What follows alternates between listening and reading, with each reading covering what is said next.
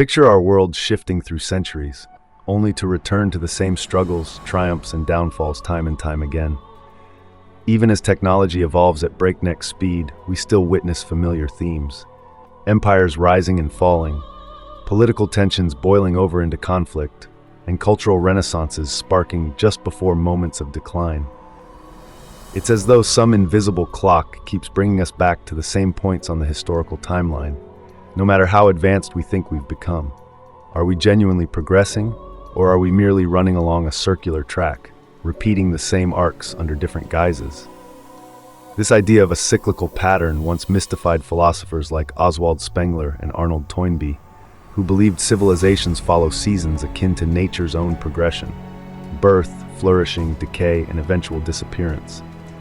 Yet there's a paradox. If history is truly cyclical, how do we still see genuine breakthroughs like the Industrial Revolution or the digital age? Does progress break the cycle, or is each new invention just another phase repeating itself from a deeper perspective? The question becomes even more tantalizing when you examine collective behavior throughout the ages. Human beings, driven by our desires, ambitions, and fears, may unconsciously push societies into predictable patterns. Despite the grand proclamations that each new generation will learn from the errors of the last, we still fall prey to greed, tribalism, and collective ego. The real puzzle is whether these repeated mistakes hint at a deeper psychological or spiritual blueprint, one that remains unchanged as technology and fashions shift. We gather facts, patch up older mistakes, but in the grand scheme, how much do we truly evolve? And here's the kicker: what if we're not just talking about large-scale events like wars and politics, but personal loops as well? Do individuals repeat versions of their ancestors' stories, locked in cycles of behavior or belief? Each of us might be family to a never-ending lineage of repeated traumas and aspirations. Every time we think we've left outdated habits behind, a new generation inherits them and revives them in fresh forms. If that's the case, then maybe the real question isn't whether history repeats, but why we keep giving it the same stage to perform on. Stay with me, because there's more lurking under the surface than most realize. Does our civilization run in loops, or are we simply overinterpreting scattered coincidences? Consider the phenomenon of generational cycles. Historians note that about every 80 to 100 years, a massive upheaval reshapes the social order. From the American Revolution to World War II, from the Great Depression to the post-war boom, each phase emerges with near eerie timing. Could it be that group psychology has a built-in timer, nudging us collectively toward periodic reinventions? One school of thought, championed by historians William Strauss and Neil Howe, describes generational archetypes repeating in a predictable sequence: heroes, artists, prophets, nomads, each reacting to the crises and accumulations of the era before. If our very identities are locked in a repetitive cycle, then perhaps the reason we see the re-emergence of the same conflicts, uprisings, and moral panics is precisely because each generation is cast in a familiar mold. We may think we're free agents, but maybe we're just playing out a script written by history. But there's another dimension. Time might not move in a strict, linear fashion at all. Ancient civilizations, from the Hindus to the Mayans, believed life unfolds through cosmic cycles, yugas and katuns, that gracefully swirl existence around a cosmic reel. Under these systems, everything from the golden ages of prosperity to the darkest catastrophes repeats in accord with universal rhythms. Our historians employ data-driven modern frameworks, but we can't ignore how ancient cultural perspectives hold a certain elegance, hinting that maybe linear cause and effect logic only captures part of the story. What makes this truly perplexing is when you consider patterns that persist even as technology changes. We have faster communication, vaster resources, and more scientific knowledge than any civilization before us. Yet we find ourselves echoing the politics, conflicts, and moral questions from centuries gone by.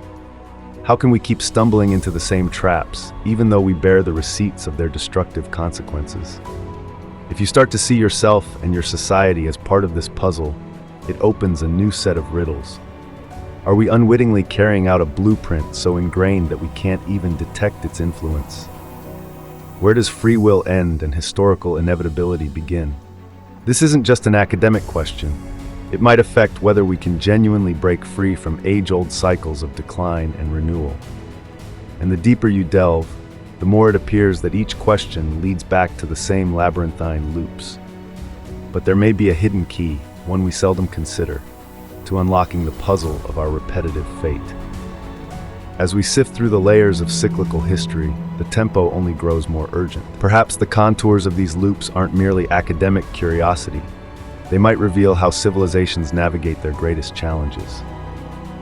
We see the world flirting with crises, economic tipping points, environmental stress, and a surge of polarized ideologies. If history's cyclical nature holds any truth, then each looming crisis could be part of a broader repeating pattern, one that demands our attention if we hope to evolve beyond it. Yet this rising tension presents a fork in the road. On one side lies fatalism. If everything we do is destined to replay like a cosmic recording, then our choices might seem meaningless. On the other side, there's a bold proposition. Perhaps identifying the cycle is the first step toward defying it. Societies that recognize the signposts of repetition can harness that knowledge to break stale habits, forging new paths where stagnation once reigned. Instead of feeling trapped by an inevitable cycle, we might be able to pivot once we see the cyclical trap closing in. Consider how we handle major upheavals. In times of crisis, people unite behind a shared purpose, as they did during the World Wars. But unity often dissolves once the immediate threat fades, causing us to revert that sense of unity back into factional disputes. Our cyclical amnesia ensures that once a crisis ends, the reasons for that crisis fade from collective memory, quickly replaced by the demands of everyday life. The pattern quietly resets, and the seeds of the next upheaval are planted in that lull. This recurring storyline extends far beyond the battlefield into culture, economics, and technology, where each wave of progress crests, then recedes into a lull, setting the stage for the next big surge. In looking at the bigger picture, patterns connect ancient Greek philosophers, the expansion and collapse of the Roman Empire, the repeated renaissance of Chinese dynasties, and the cyclical struggles of modern states, all in a single thread. Every time a civilization stands on the brink of either total catastrophe or triumphant renewal, it unwittingly sets the tone for what follows. The cycle can be exhilarating or draining, triumphant or tragic. But it's the tension, this momentum that both excites and unsettles us, that might lead to the ultimate question. Do we have the power to shape a new cycle, or are we riding a predetermined historical wave? Each crisis we face could be our signal to break free, or our invitation to repeat another loop. And as the stakes get higher, the question intensifies. Is knowledge of the cycle enough to transcend it? We stand on the precipice of an age defined by advanced technology, global connectivity, and the capacity to learn from the mistakes of countless past civilizations. And yet, the question remains, will this time be any different? History's repetition might not be a curse, but a coded message urging us to discover where the loop truly begins. Could it be in the stories we tell our children, the myths we preserve as truth, or the subconscious desire to relive patterns that once promised security? If identifying these repeated arcs is the key, then maybe our generation can break the cycle with conscious effort. Imagine if we recognized our collective triggers, studied our historical blind spots, and permanently dissolved the illusions that keep us locked in old thinking. The cyclical nature of history doesn't have to be our unbreakable fate. It can be our roadmap, showing us precisely the steps we need to avoid, or the virtues we need to champion, to steer civilization toward an unprecedented chapter. So here's where I challenge you. Are you willing to peer beyond the veil of inevitability and question whether these cycles must be repeated yet again? Unpacking this loop isn't just for scholars. It's for anyone who's tired of seeing the same social fractures, the same wars, the same emotional patterns in their personal lives. Perhaps the biggest leap forward, that final exit from history's spinning wheel, comes when enough of us decide to rewrite our collective script rather than recycle it.